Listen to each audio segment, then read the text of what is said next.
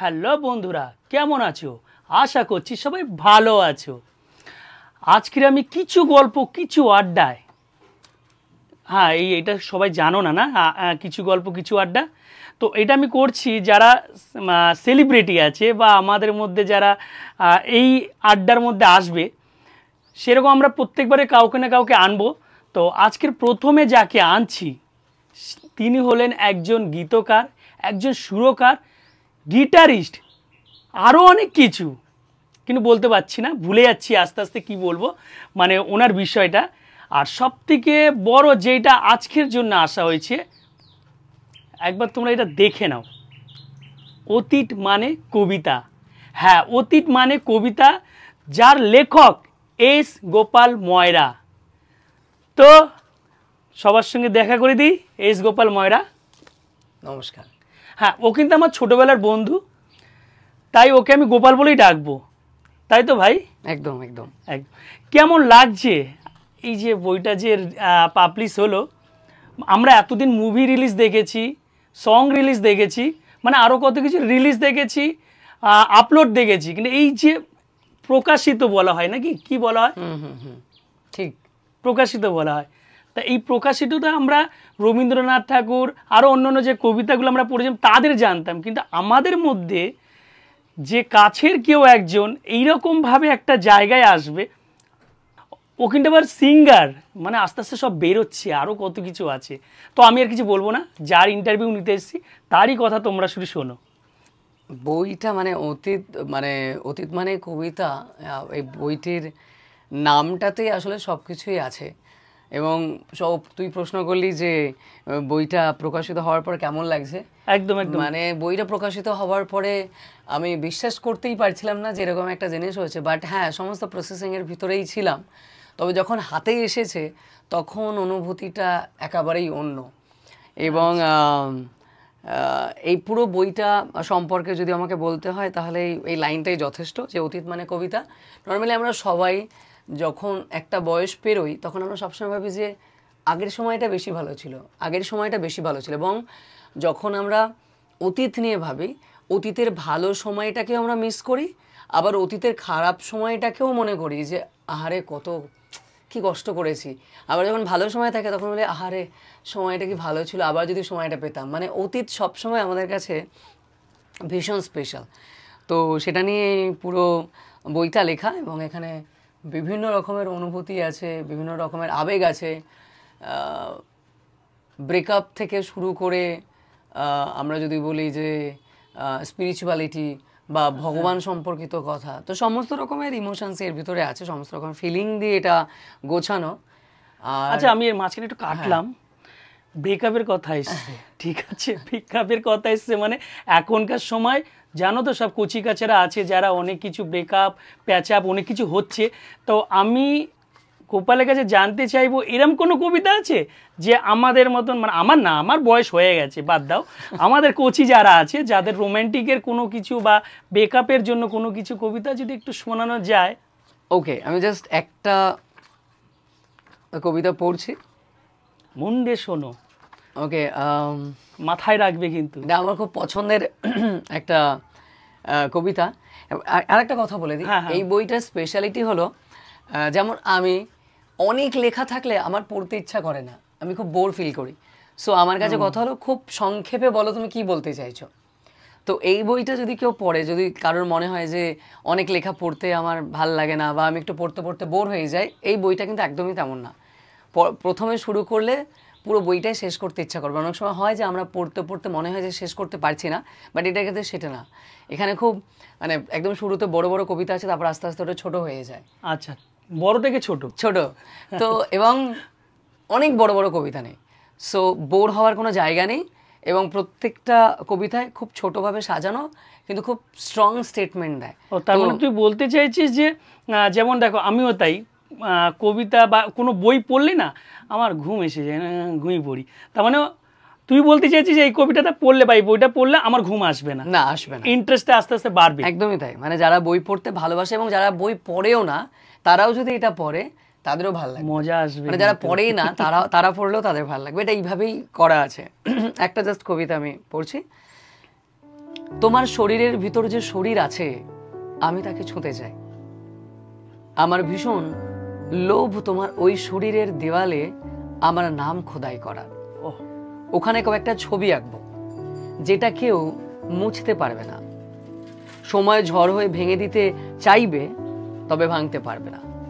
আমি এমন গভীরভাবে দাগ কাটবো, আমি না থাকলেও দাগ থেকে যায় যেন।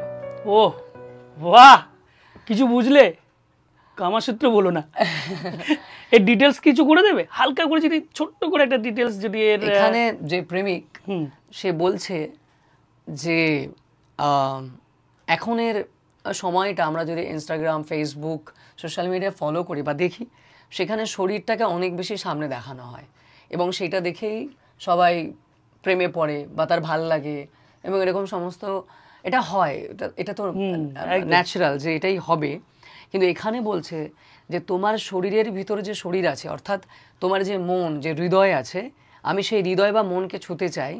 আমার ভীষণ লোভ যে তোমার যে মন আছে তার মধ্যে খোদাই করতে বা দাগ কাটতে, এবং তোমার মনে এমন আমি ছবি আঁকবো বা আমি এমন মেমোরিজ ক্রিয়েট করব যে আমি যদি নাও থাকি, আমার তৈরি করা মেমোরিজগুলো সব থেকে যাবে। বাহ বাহ। তো এখানে বলার অর্থ একটাই যে আগে মন ছুলে সব পাওয়া যাবে। তো এটা এটা এটা তোমরা মন ছৌ তো, মনটা ছৌ তো, মনটাই মানে আমরা ভাবি যে একটা মানুষের শরীরটাকে পেলেই হয়তো ভালোবাসাটা কমপ্লিট হয়ে যায়। মানে একটা মানুষকে আমি প্রেম করলাম, তারপরে বিয়ে করলাম, আমার প্রেমটা কমপ্লিট হয়ে গেল। কিন্তু আমি দেখেছি যে আমাদের অনেক বন্ধু বান্ধবকে দেখেছি, আশেপাশের লোকজনকে দেখেছি যে ভালোবেসেই বিয়ে করেছে, তারপর আর একসঙ্গে থাকতে পারছে না। তো এখানে বলার অর্থ যে আমি তোমার শরীর না, আসলে আমি তোমার মনে থাকতে চাই। তুমি আমার সঙ্গে না থাকলেও আমি তোমার সঙ্গে থেকে যাব, বা তুমি আমার সঙ্গে না থাকলেও আমার মনের ভিতর তুমি থেকে যাবে।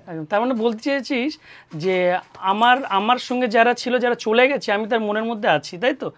মানে আছি মানে অনেকগুলো, কিন্তু আমি তো জানি না আছে কিনা, বা তুই তো জানিস না আছে কিনা, বাট আমরা যেন এমন কিছু করি, এমন ভালো মেমোরিজ ক্রিয়েট করি। হ্যাঁ, করেছিলাম, যে অনেক টাকা নিয়ে নিয়েছি। এটা তো আলাদা প্রশ্ন, আলাদা কথা। তো হ্যাঁ, মানে যেন আমাদের মোটিভ থাকে আমাদের প্রত্যেকটা মানুষের সঙ্গে, সেটা শুধু এটা গার্লফ্রেন্ড বয়ফ্রেন্ডের না, এটা বন্ধুত্বেরও প্রেম। আমার আর স্বপনের মধ্যে একটা বন্ধুত্ব ছোটবেলা থেকে আছে, বাট আমরা এমন মেমোরিজ ক্রিয়েট করব যে যখন আমি অনেক দূরে বা আমি হয়তো নেই পৃথিবীতে, তবু স্বপন মনে করবে যে ওই কথাগুলো মনে করে যে এত ভালো আমরা মেমোরিজ বা এত ভালো টাইম কাটিয়েছিলাম না একসঙ্গে। এটা শুধুমাত্র গার্লফ্রেন্ড বয়ফ্রেন্ডের প্রেম না, এটা প্রত্যেকটা প্রেম, এটা প্রেমের একদম ভেতরের কথা যে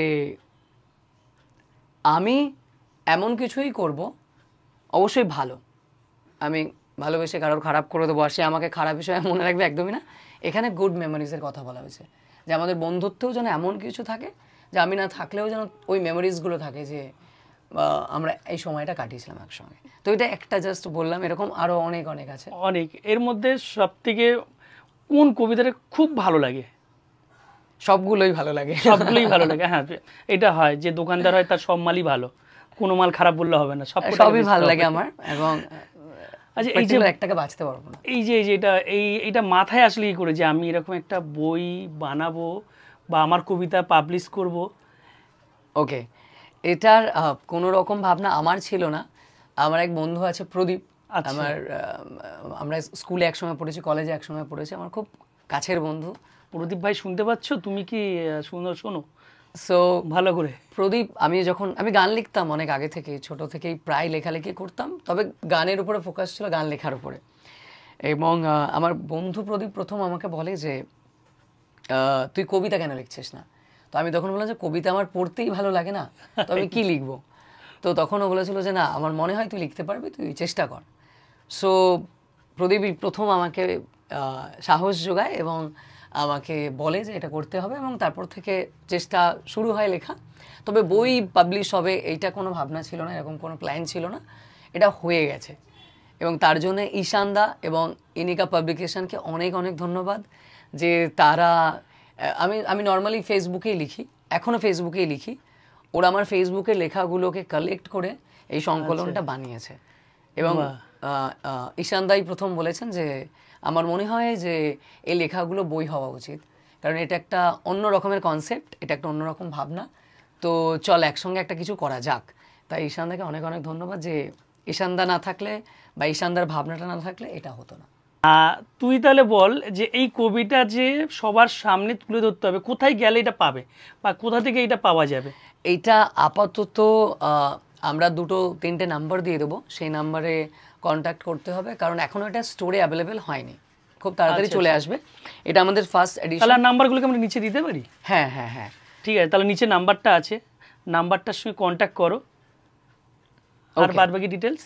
সো এটা পরে স্টোরে পাওয়া যাবে, তখন আমরা ডিটেল দিয়ে দেবো। আপাতত আমি 3টে নাম্বার প্রোভাইড করবো, সেই 3টে নাম্বারে কন্ট্যাক্ট করতে হবে। যদি ফোনে না পাও তাহলে হোয়াটসঅ্যাপ করবে, তাহলে বলে দেবে এটা কীভাবে কালেক্ট করা যাবে।